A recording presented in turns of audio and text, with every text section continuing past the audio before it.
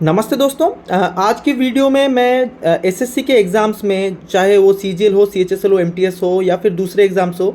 जो हर साल हज़ारों सीटें वेस्ट हो जा रही है। बहुत सारे कैंडिडेट्स जो एकदम बॉर्डर लाइन पे रहते हैं, जिनका कुछ फ्रैक्शन से सिलेक्शन नहीं हो पाता या फिर एक दो मार्क्स से रह जाता है,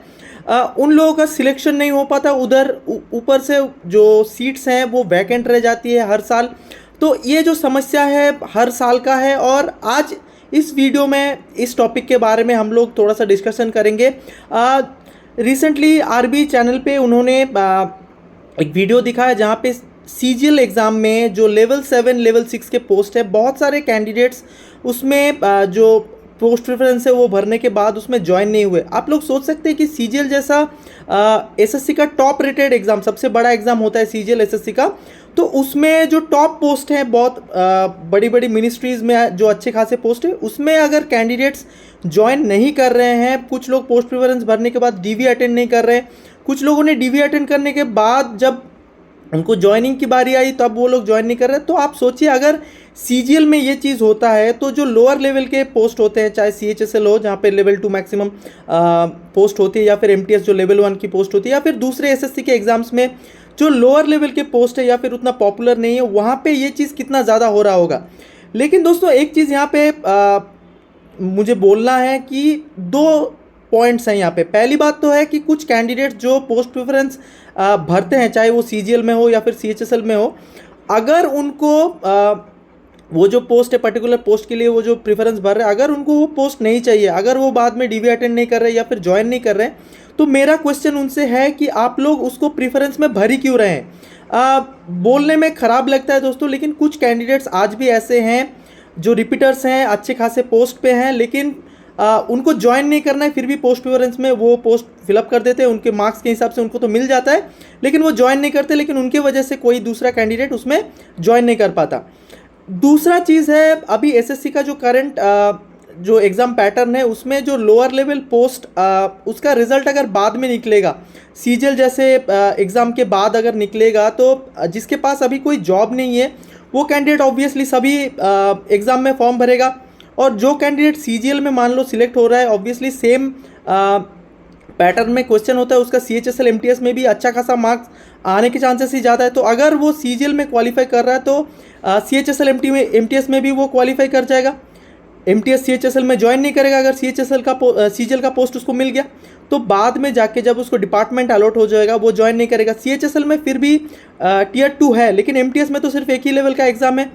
एक एग्ज़ाम आपने दे दिया, पोस्ट प्रेफरेंस भर दिया, देन उसके बाद आपकी ज्वाइनिंग है, आपका पोस्ट अलॉट हो जाएगा। तो ये जो समस्या है दोस्तों हर साल बढ़ते जा रहा है, और ये जो सीट्स वैकेंट रहती है उसका मेन जो प्रॉब्लम है वो है सिर्फ सिलेक्शन पोस्ट के एग्ज़ाम को छोड़ के बाकी के एसएससी एग्ज़ाम्स में जो वेटिंग लिस्ट है उसका ना होना। अगर वेटिंग लिस्ट होता तो अगर कोई कैंडिडेट ज्वाइन नहीं करता, मैं नहीं बोल रहा हूँ कि सिलेक्शन पोस्ट के जैसे आपको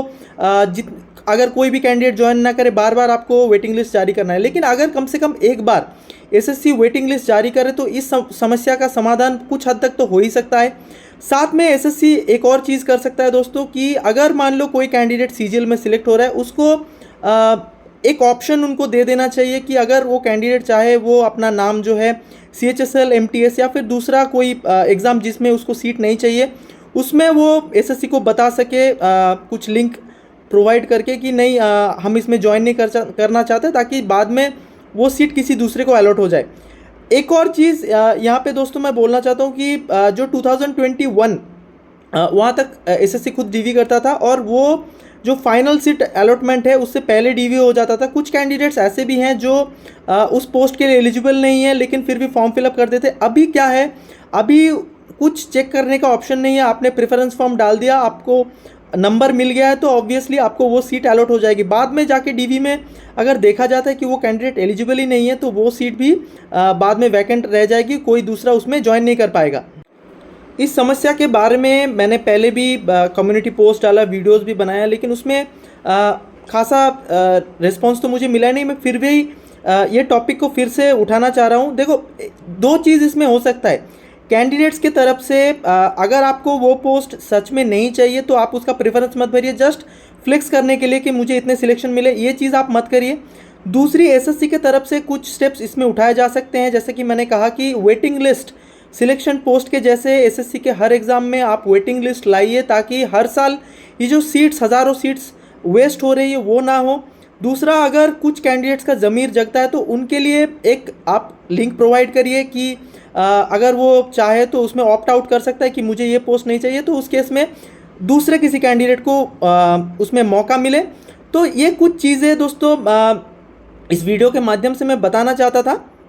क्योंकि यहाँ पे अगर सीजीएल जैसे एग्ज़ाम में मान लो 25-30% या फिर 35% सीट्स ऐसे वैकेंट रह रही है, तो ये जो नंबर है सीएचएसएल या एमटीएस में तो इस बार दिखेगा कि 50% सीट्स, मैं जितना अंदाज़ा कर पा रहा हूँ 50% सीट्स इसमें वैकेंट रह जाएगा। कुछ कैंडिडेट्स जो एमटीएस में मान लो कुछ दिन के अंदर उसका रिजल्ट भी निकल जाएगा, बाद में जो एग्ज़ाम्स हैं उसका रिजल्ट निकलने के बाद ऑब्वियसली अगर वो सिलेक्टेड होते हैं तो एमटीएस का पोस्ट भी छोड़ देंगे। तो इसमें एक और चीज़ किया जा सकता है, जो लोअर लेवल के पोस्ट हैं उसका जो रिक्रूटमेंट है थोड़ा बाद कर सकता है एसएससी। हायर लेवल के पोस्ट उसका रिक्रूटमेंट आप पहले कर दें, उसका जो भी प्रोसेस है टियर 1 है, टियर 2 है या फिर दूसरा कुछ प्रोसेस है, उसको आप पहले करा दीजिए, ताकि जो लोग उसमें सिलेक्ट हो जाए वो दूसरे छोटे लेवल पे जो रिक्रूटमेंट होती है उसमें ना आए, ताकि दूसरे को इसमें मौका मिल सके दोस्तों। और एक चीज़ मैं हमेशा से बोलता हूँ कि कैंडिडेट्स ये चीज़ हमेशा ध्यान रखें कि आप लोग अपना फ्लेक्स करने के लिए तो पोस्ट प्रेफरेंस भर देंगे, लेकिन ये चीज़ हर साल कंटिन्यू होते जा रहा है। कभी आपके साथ भी हुआ था, आप भी ये चीज़ अभी कंटिन्यू करेंगे। कुछ कैंडिडेट्स को इसमें आप मौका नहीं देंगे, फिर वो कैंडिडेट जब वो रेडी हो जाएंगे बाद में ये चीज़ वो भी करेंगे, तो ये चीज़ कंटिन्यू होते होते इसका कोई सोल्यूशन नहीं निकलेगा। आपको ऑलरेडी पता है कि इस साल का जो वैकेंसी है इसमें जो वैकेंसी रह जाएंगे वो ऑल्टरनेटिव ईयर्स में मान लो 25 के वैकेंसी को 27 में जाके ऐड किया जाएगा, तो नेक्स्ट ईयर ये वैकेंसी भी नहीं आएगी। कुछ कैंडिडेट्स का लास्ट अटेम्प्ट होगा तो उनको तो इसके लिए मौका नहीं मिलेगा। बहुत सारे कैंडिडेट्स ऐसे होंगे जो बॉर्डर लाइन पे हैं, 0 पॉइंट समथिंग के वजह से किसी का सिलेक्शन नहीं हुआ, किसी का 1-2 नंबर से सिलेक्शन नहीं हुआ। तो अगर वेटिंग लिस्ट आती है या फिर जो डीवी है फाइनल सिलेक्शन से पहले अगर डीवी हो जाती है, तो कुछ कैंडिडेट्स जो एलिजिबल नहीं है वहाँ से बाहर चले जाएंगे, जिनको उस पोस्ट का सिलेक्शन नहीं चाहिए वो डीवी में जाएंगे नहीं। तो जैसे 2021 से पहले जब मैं as a verification officer last time जब एसएससी डीवी कर रहा था, तो उस टाइम पे मैं वेरिफिकेशन कर रहा था, सीजीएल सीएचएसएल एमटीएस सबका मैंने किया है। तो उस टाइम पे जो चीज़ हुआ था वो बहुत ही अच्छा था। ये चीज़ अगर फिर से एसएससी रूल ला सकती है तो अच्छा है। वेटिंग लिस्ट का भी मैंने बोला, तो ये जो कुछ पॉइंट्स मैंने मेंशन किया, अगर आपको लगता है कि मैंने सही बोला है तो आप कमेंट्स में